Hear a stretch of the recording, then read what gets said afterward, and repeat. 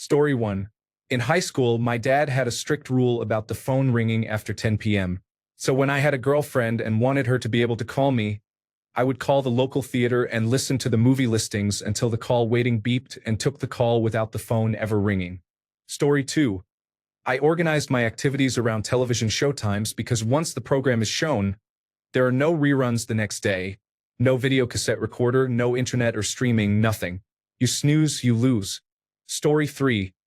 I went outside when I was bored and just did some activities. Story 4. Having to talk with your crush or significant other's parents in order to speak to them because we all had home phones and parents always answered first. Story 5. Writing letters to people and receiving replies in the mail. Story 6. Playing outside without constant supervision from 6 years old and on. I would play for hours outside in the woods and fields around my house. These days, I do not know a single parent who would allow their 8-year-old to play by themselves without constantly checking on them every 5 to 10 minutes. Story 7. The simple reality of wondering about something and not knowing the answer for days, if not weeks.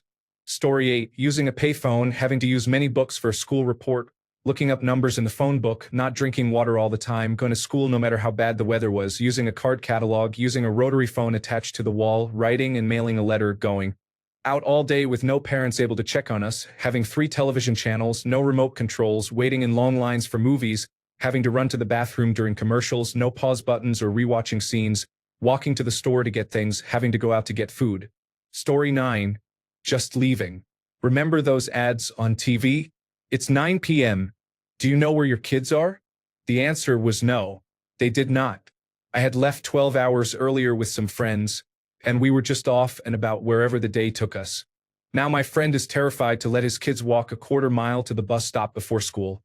Has them basically hijacked, and I do not think they will ever be home alone until they move out. Story 10. Get yelled at for tying up the phone line, whether talking to friends or when the internet first became popular. Story 11. It is 8:30 in the evening. You just remembered you have a report due first thing tomorrow morning. The library closes at 9 o'clock. Your parent drives quickly and gets you to the library in time. You grab a book about World War II and check it out. Maybe you stop by a copy store on the way back to photocopy a few pictures to illustrate your report.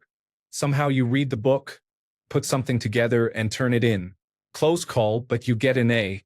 Now you can just go online for all the information you need and maybe even the report itself. Story 12. Snow that lasts most of the whole winter. We used to make epic snow caves and regularly get multiple storms over 18 inches. I grew up in New Jersey. My children are lucky to see 6 good inches in a season. Story 13. Went to a library to look something up. Looked in a telephone directory to get a telephone number. Waited for The Wizard of Oz to come on television once a year. Story 14. Having to go to your friends' houses, knock on the door, and ask their parents if you could come out and play. Story 15. In winter, reading all day and getting so caught up in the stories that you start to speak and think like the book you are reading. Story 16. Browse through the Sears Wish Book catalog, mostly toys for the Christmas season. Good times. Story 17. Sitting there looking at maps, trying to figure out the best way to get from point A to point B. Story 18. Discovering a new band from the radio or television and going to the library to get the album or buying it at Sam Goody. Story 19. Having to use the television guide to know what was going to be on television. Story 20. Many people don't understand this unless they lived in the country or their suburb backed onto a good spot. We just ran out the back door every single day and went into the woods for hours. We built tree forts, swam in the creek, ran through the cornfield, built rafts for the creek, turned over logs and caught salamanders and snakes with our bare hands. I had the childhood people only see in movies or dream about. It was like the early 1900s or something. I am 34. I still remember when we got a Windows 98 personal computer and played on Paint for hours. It all changed very quickly as I got older. The internet boomed in my tween years. Next thing you know, we were all on Microsoft Network playing online games, and a couple years after that, flip phones came out. Now I work in front of a screen every day. I wouldn't trade those years for anything though. It really does make you a smarter and better person in my opinion. Story 21. We had a blast making prank phone calls. Then technology made it really interesting. A friend would use three-way calling to call me, put me on hold, and then call someone else. In the meantime, I would call that person's worst enemy, then connect back to my friend. Both of us would never speak, which left our callers answering their phones saying, "Hello, hello, who is this? You called me. No, you called me." It always ended in a hilarious and awkward call of confusion and cussing. Story 22. Riding in the bed of a pickup truck. Being unreachable when you were out of the house.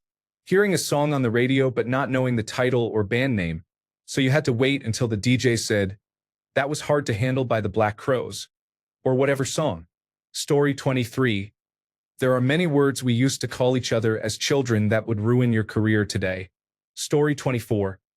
Putting a dime in a payphone, calling a number, and letting it ring only once or twice to let someone know that you need a ride home after practice.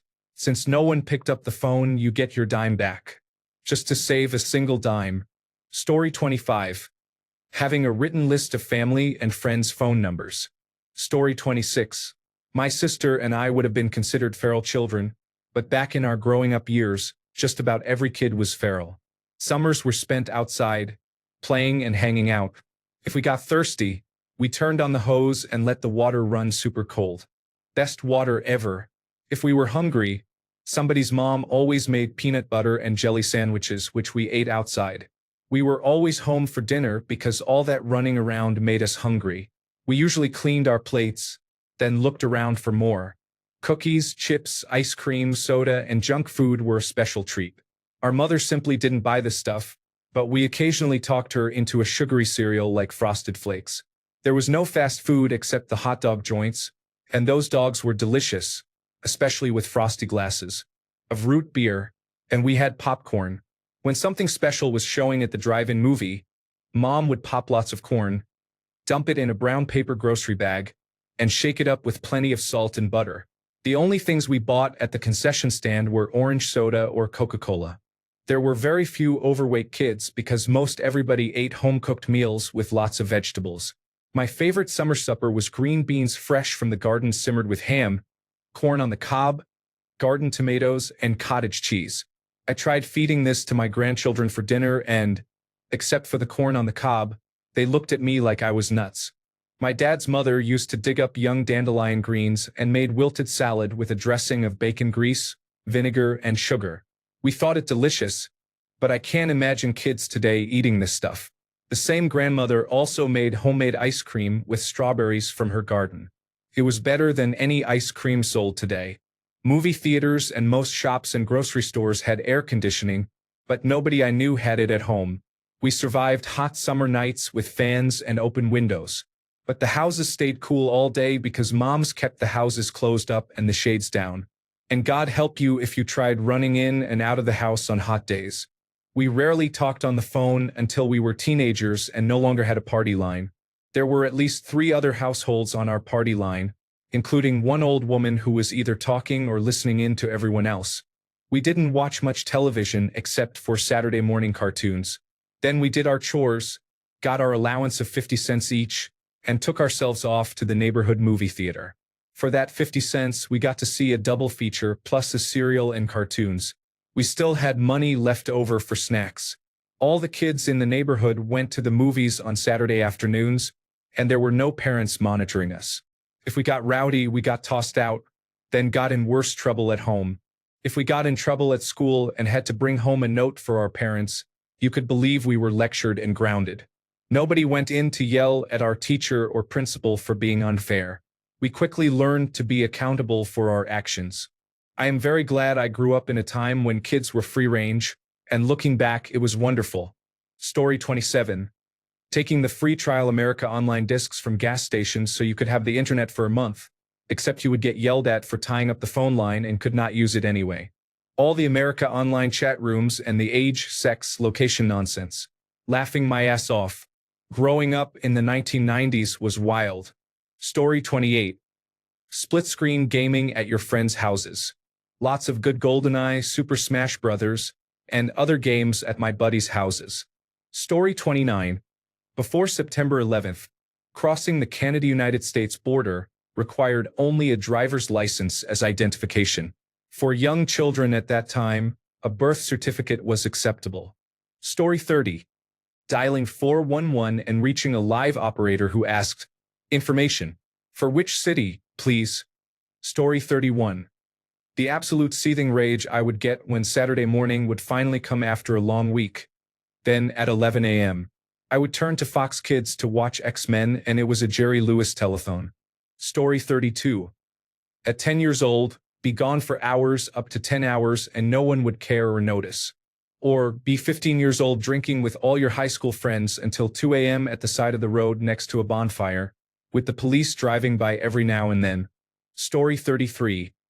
Knocking on a friend's door at the appointed time after meals to go out and run around the streets and woods, with knives but no intent to harm. We built tree huts of impressive engineering. I wish I had a phone to take a picture. We furnished them with carpets and old sofas so we could sit in them, watch from the roof, and patrol the area for the next neighborhood kids roaming around. We used nails, boards, and tarps taken from nearby construction sites. 10 Downing Street was the best one we made. It had 10 rooms and took about 30 pallets and loads of stolen plywood boards. I miss being 8. Story 34. Here we go with a step-by-step guide. 1. Write down a list of songs from the radio or television that I have been enjoying. 2. Use file-sharing services like Aries, Napster, Kazaa, BearShare, or LimeWire to download the songs. Finding the song you want is a fun search, although videos often contained inappropriate content. 3. Open your CD burner software and make sure you have a blank CD available. 4. Burn the songs onto the CD, hoping your slow internet connection does not interrupt the process. 5. Label the CD with a marker and give it a cool mix name. All this just to have a CD with 15 to 18 songs to listen to in my car, stereo, or portable CD player. And yes, I am also old enough to have sat by the radio waiting to record a song onto tape when it played. Story 35. Kids getting paddled at school. It was as horrifying to me then as it is now. They would often have another classroom walk in and stand around the edges watching, for extra humiliation. One time my brother ditched school. I think he was 10 or 11. The principal came across the street to get him at our house and spank him. This was a major city, not a small town. I never got paddled, but I accidentally walked in front of my teacher one time and was yanked all the way back across the room by my ponytail in first grade. Story 36. I fought with my mother because she wanted to watch Masterpiece Theater, and I wanted to watch Star Trek. There was no other option. Story 37.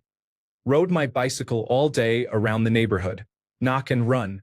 Story 38. Roam freely. I had 4 hours every day between when school ended and my parents came home. When I was about 8, I had a key to the house and wandered around finding friends and activities within a 5 to 10 square mile home range. I had an allowance, so I went to stores and bought items from a cashier. I had to avoid suspicious people and homeless individuals. We did daring things like dodging trains while jumping our bikes or exploring the sewer like the Ninja Turtles. We also had to arrange our own playdates and remember them in our heads or figure out how to find our friend's house or some obscure meeting spot, like the one good climbing tree in the forest behind a park 2 neighborhoods over.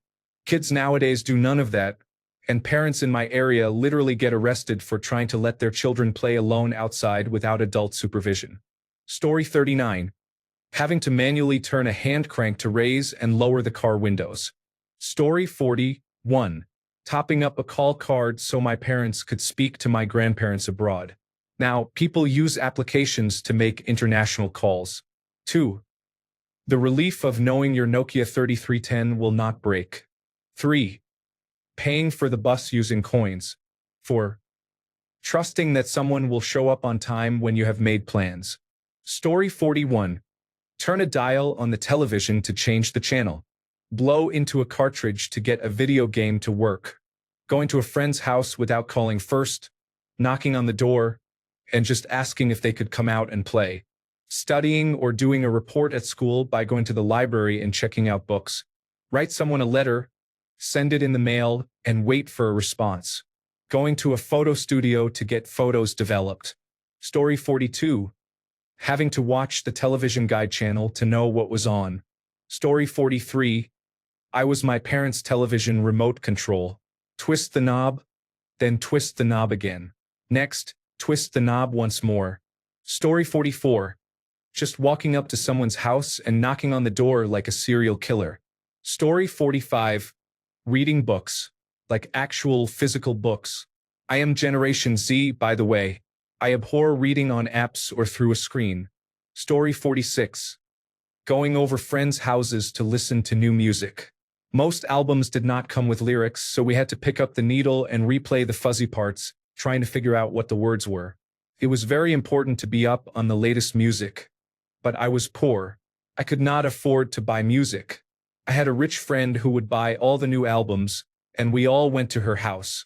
Now music is disposable like fast food. I remember the first time I heard Tommy and Woodstock, 8 Miles High by the Byrds, Working Man's Dead, James Gang, Surrealistic Pillow, Santana, Big Brother, Spirit, Allman Brothers, Cream, and Jethro Tull. Story 47. Imagination. This generation is eternally bored because they do not have any. They rely on external stimulation to keep them interested. Well, just speaking from my experience. I cannot generalize. Story 48. When I was in high school, I used to go rollerblading around my suburb on Sunday afternoons. No headphones because my Discman skipped, no global positioning system, no phone, no form of entertainment at all other than my thoughts. I would go for hours, and nobody could reach me until I got home. Story 49. The ritual of renting a movie. It's Friday night circa 1998. School's out, dad is off work, and it's time to head to Superstar Video and pick out the movie for the weekend. Mom and dad pick out their movie, my sister picks hers, and I face the terrible decision of choosing either an awesome movie aimed at young boys like me or a video game. The smell of the shelves was something else. I still smell it going into retro video game stores today. I make my choice and go for the game, but no, there's no box behind the cover. It's been rented out. I've been waiting since last week, and it was rented out then, too. Dad says 5 minutes. I rush to the movies. Is it there? Did someone take it? There's the cover, and yes, there's a box behind it. I head to the counter, give Mom the case. Dad grabs popcorn at the checkout as he always does, and he's on his cell phone. He just got it recently. No games, just a row of 7-segment digital numbers displaying the phone number. Next year, his new phone will have a monochrome display that can play Snake. He's ordering pizza. That makes up for the game being gone. Could the night get any better? When we get home, they pick my sister's movie first. But this time, since it's definitely a girly movie, I get permission to take my pizza upstairs and watch my movie in my parents' room. This never happens, but I guess tonight I'm lucky. The movie is over, nearly bedtime. I go to bed, and as I drift to sleep, I hear the muffled sounds of the movie my parents picked. An action movie rated R. Maybe they'll decide it wasn't too bad and let me watch tomorrow. After all, it's usually just violence. Story 50. Latchkey child in kindergarten. Walked by myself a mile to school every morning and back every afternoon. Let myself into an empty house and watched cartoons until my mom got home from work a few hours later. These days, leaving a 5-year-old home alone would get you in trouble, but back then we were all in the same situation. Story 51. Having a shared set of facts and cultural touchstones was important. There were 3 television stations that had news once a day and were judged by their accuracy and impartiality. Political talk shows were on Sundays only and featured actual experts. We disagreed about policy, but we agreed on the facts. Someone like Donald Trump would never have been considered a real candidate for president. Story 52. Starting up the internet and hearing static and noise. Story 53. Having nothing to watch on television when you are homesick because daytime television was poor. There was no streaming, so you were stuck with soap operas and Jerry Springer. Story 54. Mowed grass, acres of it. My parents told me if I wanted money for movies, clothes, gas, or anything else, I had to earn it. Story 55. My entire family drowned trying to cross the river in the Oregon Trail. Rest in peace. Story 56. looking up the number for the movie theater in the phone book, then listening to every movie and its showtimes until the recording reached the one you wanted. If you missed it, you had to start all over. The TV Guide channel required waiting for the station you wanted to know what was on, then looking away for a second and missing it, having to wait for it to cycle back around. Story 57. My father was in the United States Navy, and I grew up only being able to communicate with him via letter or the very rare and short international phone call for months on end. His last deployment before retiring was the first where we were able to email, and it was a game changer. Story 58. Planning a vacation consisting of hotel stays and more. No internet to look for a hotel. No GPS to lead you to your destination. We just bought maps, drove, and found a hotel with vacancy. Basically, we used to just wing it. Story 59. I am not a native English speaker, so I used to play songs and write down the lyrics to learn them by heart. I did not use Google or Spotify. I also used a dictionary sometimes. Story 60. Always adjust the television antenna because the signal was always weak in my room. Not me, but my dad. Personal computer games or applications shared via radio, just a few simple codes to write the game at home. Story 61. I started shooting competition when I was 12. The range we practiced at in the winter was the tornado shelter in the school basement. We lived on a large ranch and I had a 50-foot range in the basement there. I regularly took my guns to and from school. I even had keys so I could get them. I did a report for English where I went downstairs and brought them back to class for my demonstration. I even had ammunition. This was in the late 1970s and early 1980s. Story 62. You've been gone all day on a trip with your parents. It's dark and you're tired. You lie down in the back seat. Mom and Dad are listening to the country station on the radio. You see the stars through the back window of the car. Your eyes are heavy, and for a brief moment you feel absolutely content and safe and drift off to sleep. You are everything. Story 63.